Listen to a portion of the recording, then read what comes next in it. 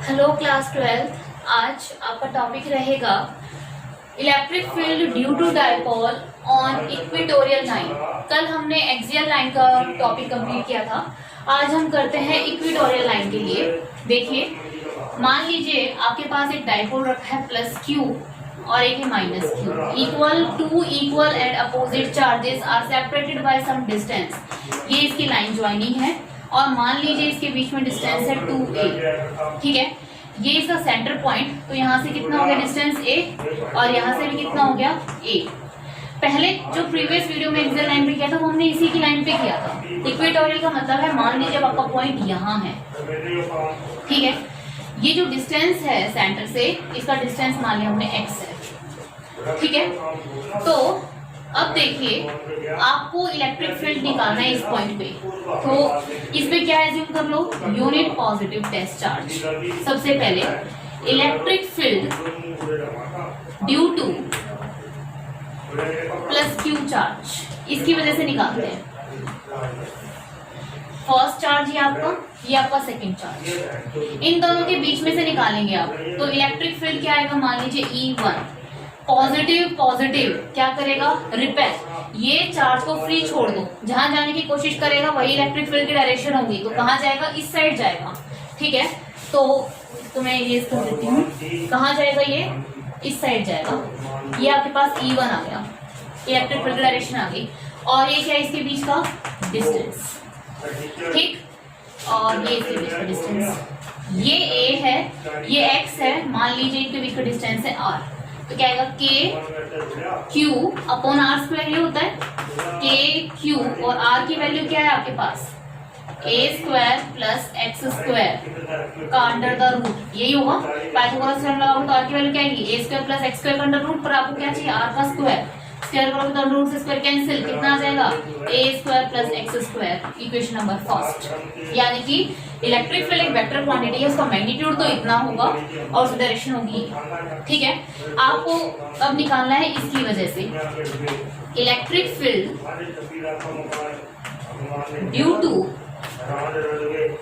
Minus q charge. Minus q charge की वजह से निकालो, फिर से क्या करो, इसको फ्री छोड़ दो, ये पॉजिटिव ये नेगेटिव, दे विल अट्रैक्ट, इस साइड आएगा, तो ये आपकी क्या डायरेक्शन आ गई, E2 की डायरेक्शन आ गई, ठीक है। तो E2 का मैग्नीट्यूड क्या आएगा, k q अपॉन ये r है, तो ये डिस्टेंस भी कितना होगा, r, क्यों होगा भाई ये r डिस्टेंस इक्वल, ये थीटा, ये एंगल भी थीटा, ठीक है। इस r की वैल्यू क्या आएगी, a square plus x square का अंडर रूट करोगे तो किस फिर से क्या आ जाएगा, a square plus x square, equation number second. Clear है। देखो भाई, फर्स्ट और सेकंड का मैग्नीट्यूड तो बिल्कुल सेम आया है, E1 की डायरेक्शन इस साइड और E2 की डायरेक्शन इस साइड। क्लियर। अब आपको पता है इलेक्ट्रिक फील्ड एक ऐसी क्वांटिटी होती है वेक्टर, आपको क्या करना है, इसे कंपोनेंट्स को ब्रेक करना है। देखो, अगर मैं एक लाइन इस तरह से बनाऊं, देखिए ध्यान से, ये थीटा, तो ये इसकी क्या है, ट्रांसवर्स। अगर ये थीटा तो ये भी क्या होगा, थीटा। देखो दोनों कैसी लाइन होगी, पैरेलल, ये कैसी इसकी ट्रांसवर्स, तो ये कैसा हो गया, अल्टरनेट इंटीरियर एंगल, ठीक है। फिर से देखिए, ये क्या है, दोनों पैरेलल लाइंस, ओके, ये इसकी ट्रांसवर्स, और यहां से देखिए ये थीटा, तो ये वाला भी कितना होगा आपका, थीटा होगा, ठीक है। तो ये लाइन भी कैसे हो गया आपका, ये भी आपका एंगल इक्वल हो गया थीटा, ठीक। कॉरस्पॉन्डिंग एंगल्स इधर देखिए, ये दोनों लाइन पैरेलल, ये इसकी ट्रांसवर्स, ये theta, corresponding angles are equal. Clear. तो इसके कंपोनेंट तोड़ लो। अब देखिए, E1 का magnitude is equals to E2 का मैग्नीट्यूड। मान लीजिए E है, इधर कितना कंपोनेंट आएगा, जहां थीटा होता है वो कौन सा कंपोनेंट आता है, कोस, तो E1 कॉस थीटा, है ना भाई, जहां थीटा होता है वो कॉस कंपोनेंट, परपेंडिकुलर डायरेक्शन में साइन, तो क्या आएगा यहाँ पे E1 साइन थीटा। क्लियर। अब देखिए ये E2 है, इधर थीटा है, तो इधर कंपोनेंट कितना जाएगा, E2 cos थीटा, और इधर कितना आएगा, E2 sin थीटा। ये बात आपको क्लियर होगी ना, जहां थीटा होता है उधर कौन सा कंपोनेंट आता है, कोस, परपेंडिकुलर डायरेक्शन में कौन सा कंपोनेंट आता है, साइन। ध्यान से देखो, E1 और E2 का मैग्नीट्यूड क्या है, सेम, E1 sin थीटा कहो या E sin थीटा कहो, यहाँ भी E sin theta, two equal and opposite force, they will cancel each other. तो आप कह सकते हो sine component, sine theta component will cancel each other. Clear है भाई? ठीक है। क्यों कैंसिल कर दिया? क्योंकि two equal and opposite forces are acting. ठीक, तो नेट इलेक्ट्रिक फील्ड कहाँ आ रहा है? इस साइड। तो आपके पास ई नेट क्या आएगा? E1 cos theta plus E2 cos theta. Clear है? E नेट क्या है आपके पास? E1 cos theta plus E2 cos theta. तो E नेट की वैल्यू क्या आ गई? E1 plus E2। देखो E1 E2 आपस में क्या है? Equal. E cos theta plus E cos theta, ऐसे लिख सकती हूँ मैं E1 E2 को E के equal, E cos theta plus E cos theta. तो क्या आ गया? E net is equals to 2E cos of theta. ठीक है, E नेट की वैल्यू रख दीजिए। E नेट आ जाएगा आपके पास 2 इंटू E की वैल्यू E1 E2 इक्वल है, कोई सी वैल्यू रख दीजिए, KQ upon A square plus x square into cos theta. What is cos theta? इस ट्रायंगल में देखिए, कॉस थीटा होता है बेस अपॉन हाइपोटेन्यूज, है ना? क्या होता है? Base upon hypotenuse. तो अगर ये थीटा है तो बेस क्या है इसका? ये इतना, कितना इतना, ये बेस a, और हाइपोटेन्यूज क्या है? r, और r की वैल्यू कितनी थी आपकी? a square plus x square का अंडर द रूट। तो पुट कर दीजिए a square plus x square का अंडर द रूट। इस cos थीटा की वैल्यू को अब यहाँ सब्स्टिट्यूट करते हैं, क्या आएगा? E net is equals to 2KQ upon a square plus x square, cos theta की value a upon a square plus x square का अंडर द रूट। क्लियर है? वीडियो को पॉज करके साथ साथ नोट करते रहिएगा।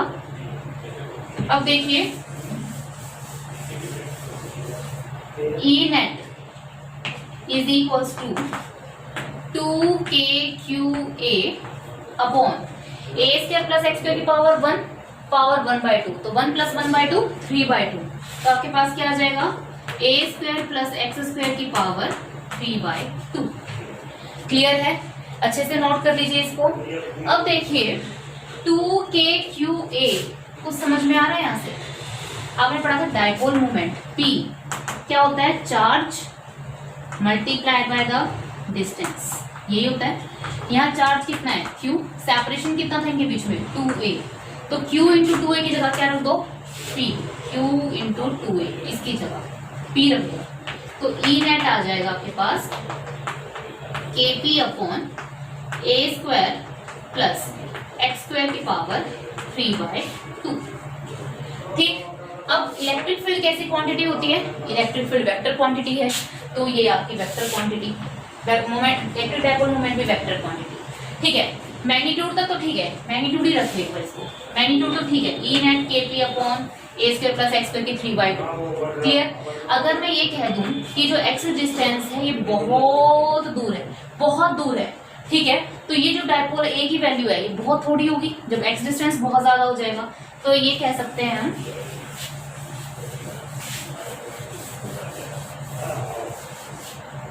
when x is very very greater than a, तो क्या होगा?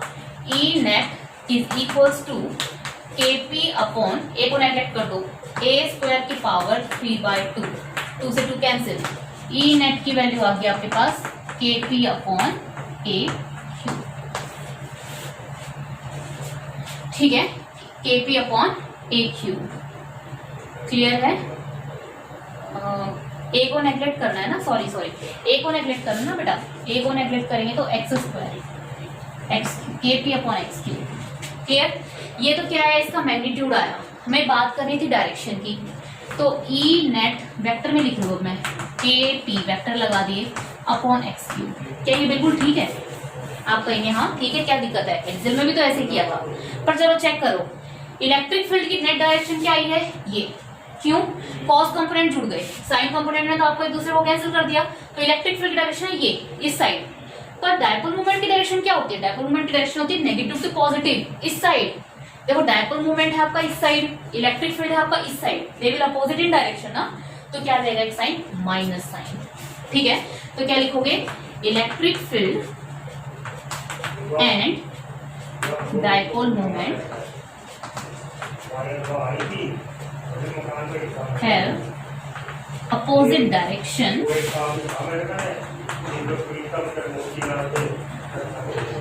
on equatorial line। आपको याद है क्या?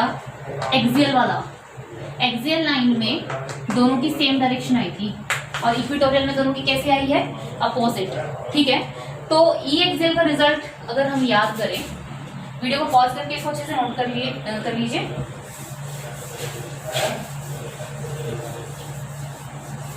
देखिए स्टूडेंट्स, ई एक्सियल पे जो आपकी वैल्यू आई थी 2kp upon x cube.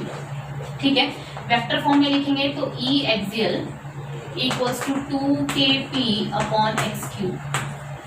E equatorial की बात करें तो आया है kp अपॉन एक्स क्यूब, और अगर वेक्टर फॉर्म में बात करें तो -kp अपॉन एक्स क्यूब। देखिए they have same direction, in this case opposite direction.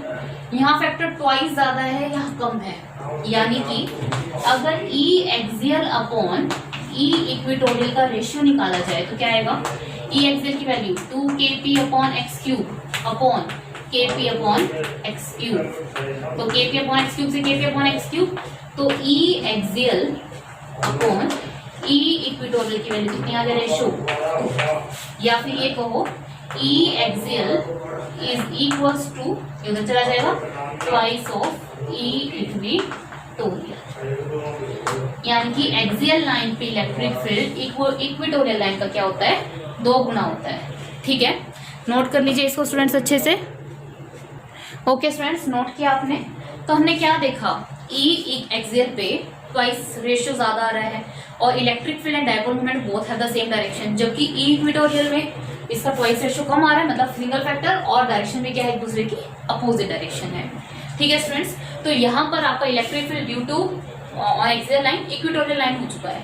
But अगर मान लीजिए आपका इलेक्ट्रिक डायपोल है ये +q -q, अगर मैं आपसे ये कहूं कि बताओ आपको इस पॉइंट पे निकालना हो, ना तो यहाँ पूछे ना यहाँ पूछे, यहाँ ही पूछ रहा है, यहाँ पूछ रहा है, ना तो ये पॉइंट एक्सियल लाइन पे है ना ये पॉइंट इक्वेटोरियल लाइन में है, तो कैसे इलेक्ट्रिक फील्ड इस पॉइंट पे इस डायपोल की वजह से निकालेंगे? वही डायपोल की लेंथ कितनी है? 2a, वही इसका सेंटर O, ये भी A, ये भी A। अगर इस पॉइंट पे इलेक्ट्रिक फील्ड निकालना है तो कैसे निकालेंगे? ठीक है, तो इसको हम देखेंगे हमारी नेक्स्ट वीडियो जो आएगी। अगर आपको इस वीडियो में इक्वेटोरियल लाइन पे अगर कोई प्रॉब्लम है तो आप हमसे कमेंट बॉक्स में आराम से पूछ सकते हैं। Thank you.